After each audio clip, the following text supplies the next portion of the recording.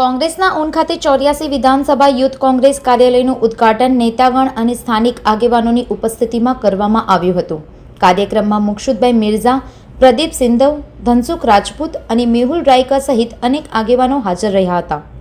સાથે સાથે લોકસભાના વિપક્ષના નેતા રાહુલ ગાંધી દ્વારા શરૂ કરાયેલા મિસકોલ અભિયાન અને સહી ઝુંબેશને ઘર ઘર પહોંચાડવા માટે પણ સુરત શહેર યુવક કોંગ્રેસ દ્વારા વિશાળ જનસભાનું આયોજન કરવામાં આવ્યું હતું।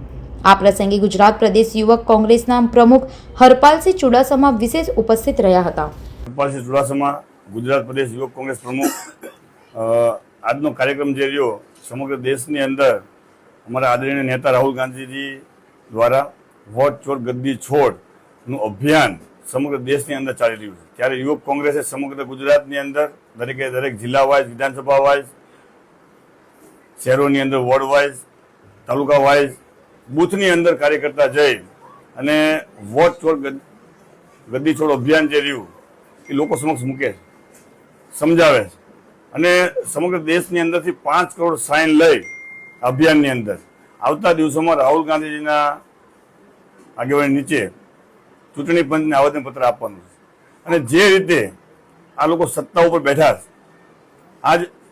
સમગ્ર ગુજરાતની અંદર, સમગ્ર હિન્દુસ્તાનની અંદર તમામે તમામ સમાજ, વર્ગ, યુવાન, મહિલા, ખેડૂત, આદિવાસી, દલિત, મુસ્લિમ સમાજ, પાટીદાર સમાજ, ક્ષત્રિય સમાજ, તમામ વર્ગ નારાજ હોય છતાં પણ જો આ લોકો સત્તા ઉપર જો બિરાજમાન હોય એનું મુખ્ય કારણ જે વોટ ચોર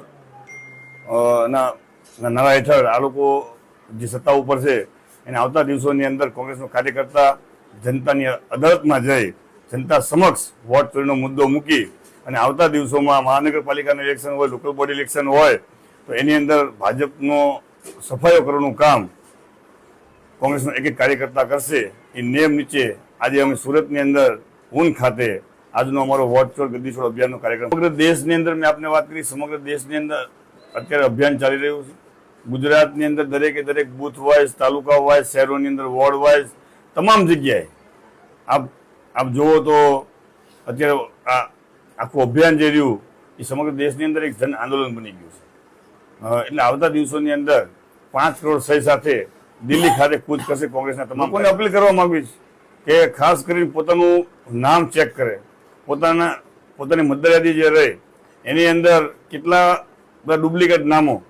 એકને એક નામના 4 વ્યક્તિ, 3 વ્યક્તિ, આ જે બીજેપીના જે મતદારો જે રહ્યા કે એ લોકો બોગસ વોટિંગ કરે છે અને ક્યાંક જે લોકોની નારાજગી હોય, ક્યાંક વેપારીની ક્યાંક નારાજગી હોય છતાં પણ આ લોકો જો સત્તા ઉપર આવતા હોય તો આવું ક્યારેય શક્ય નથી, માત્ર બોગસ વોટિંગ। સુરતથી ચેતન તરી સાથે અભિપ્રાય ન્યૂઝ, વડોદરા।